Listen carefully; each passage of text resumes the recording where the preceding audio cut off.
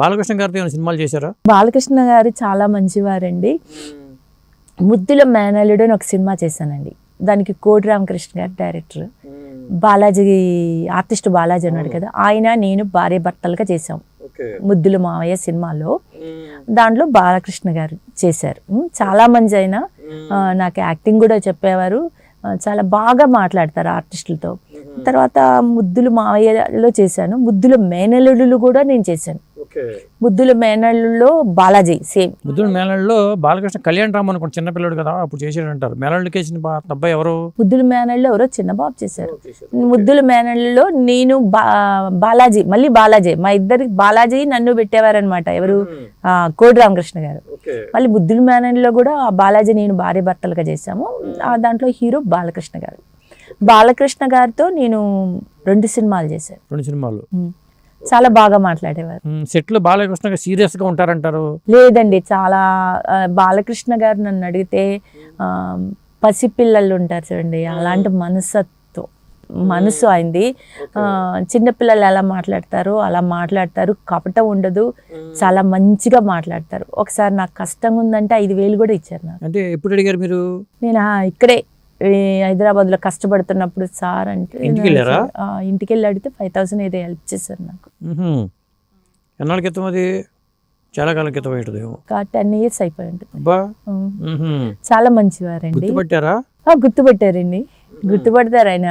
గుర్తుపట్టి మాట్లాడి చాలా మంచి ఆయన. సెట్లో అందరు ఆర్టిస్టులకి ఇలా చేయాలని చెప్తారు. ఆయన కూడా చాలా మంచిగా ఉంటారు. ఓకే. అంటే నేను చెప్తాను కదా, చిన్నపిల్ల మనస్తత్వం అని. చాలా మంచి ఆయన. మరి చంద్రబాబు నాయుడు గారు తెలుసా మీకు? తెలుసు సార్. ఆయన కలిసే అదృష్టం ఎక్కడి సార్. ఇంటికి వెళ్తే ఎక్కడండి, ఈసారి చంద్రబాబు నాయుడు గారే వస్తారు సార్. అదేంటి అలా ఎలా అనిపించింది మీకు? వస్తారు. పవన్ కళ్యాణ్ గారు వస్తారు. గెలుస్తారనా? పవన్ కళ్యాణ్ గారు గెలుస్తారు సార్. నా మనసులో అలా అనిపిస్తుంది. చంద్రబాబు గారు గెలుస్తారు. నేను అన్న జూనియర్ ఎన్టీఆర్ బాబు నాకు ఒక వేషం ఇప్పిస్తే బాగుంటది. వాళ్ళకి తెలియదు కదా. నేను బాలకృష్ణ గారికి ఒక్కరికే తెలుసు, నేను ఇంకెవరికి తెలియదు సార్. తెలీదు. అంటే రాజకీయాలు చూస్తూ ఉంటారా ఏపీలో? ఎలా? నాకు టీవీయే లేదు సార్. టీవీ లేదు నాకు. ముందు ఉండేది ఆ టీవీ వచ్చేసి దాదాపు నేను టీవీ నా దగ్గర లేదు. 6 years అయింది నేను టీవీయే చూడను. టీవీయే లేదు. సినిమాలు చూడరా? థియేటర్కి సినిమాలు చూస్తారా? 1992 నా పెద్దమ్ముడు బైక్ యాక్సిడెంట్ లో చనిపోయాడు. ఇవి రాతల గురించి ఆలోచించుకుంటూ ఉంటాను. అప్పటి నుంచి నేను 92 నుంచి బయట సినిమాలు చూడను. బయట సినిమాలు చూడను. నాకు టీవీ లేదు, నేను టీవీ చూడను. అసలు సినిమాలే చూడలేదు, మానేశారు మీరు పూర్తిగా? మానేశాను. అయితే హైదరాబాద్కి వచ్చినాక చిత్రపూర్లో నా తమ్ముడు కష్టపడుతున్నానని ఇల్లు కొన్నాడు. వాడు అప్పు తీసుకొని కొన్నాడు.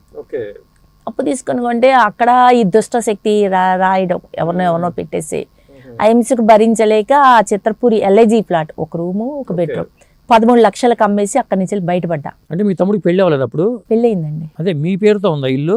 నా పేరు మీద 13 లక్షలకి ఆ ఇల్లు అమ్మేసి 2020లో ఆ చిత్రపూరి ఫ్లాట్ LIG ఫ్లాట్ ని 13 లక్షలకి అమ్మేసి ఆ చిత్రపూర్ నుంచి బయటపడ్డాను. ఇక బయటపడి ఈ ఫిలిం నగర్ లో రెంట్కున్నాను. ఆ 13 లక్షలు నా తమ్ముడికి ఏమి ఇవ్వలేదండి. నా తమ్ముడికి ఏ డబ్బు ఇవ్వలేదు నేను. నా తమ్ముడికి నేను ఏ డబ్బు లేదు. ఆ 13 లక్షలు నా బ్యాంక్ లోన్ తీర్చుకున్నాను, నా అప్పులు తీర్చుకున్నాను, ఇప్పుడు కూడా వాడుకుంటున్నాను. 2020లో ఆ LIG ఫ్లాట్ 13 లక్షలు అమ్మినాక అది ఇప్పుడు 30 lakhs అయిందంట. చాలా లాస్ అయిపోయారు మీరు. 18 లక్షలు లాస్ అయిపోయింది ఈ దుష్ట శక్తి వల్లనే. వెళ్ళి మళ్ళీ ఆ ఫిలిం నగర్ లో రెంట్కుంటే 2020లో అమ్మాను. 1 yearకే పెరిగిపోయింది ఇల్లు రేటు.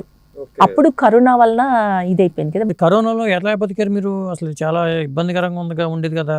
మా బ్రదర్ పంపించేవారు, హెల్ప్ చేశారు. అయితే నేను ఫిలిం నగర్ బస్తీలో ఉంటే అక్కడ హింసించింది ఈ దుష్ట శక్తి. అది ఖాళీ చేసి ఇప్పుడు అమీర్పేటలో ఉంటున్నాను, అక్కడ కూడా హింసిస్తుంది. ముసల్దాన్ని అయిపోయినా ఇప్పుడు నాకు 60 ఏజ్. ఈ ఏజ్ కూడా హింసిస్తుంది. ఆ 74 ఏజ్ దుష్టరాత శక్తి. నేను చెప్పక్కర్లేదు, పేరు అందరికీ తెలుసు.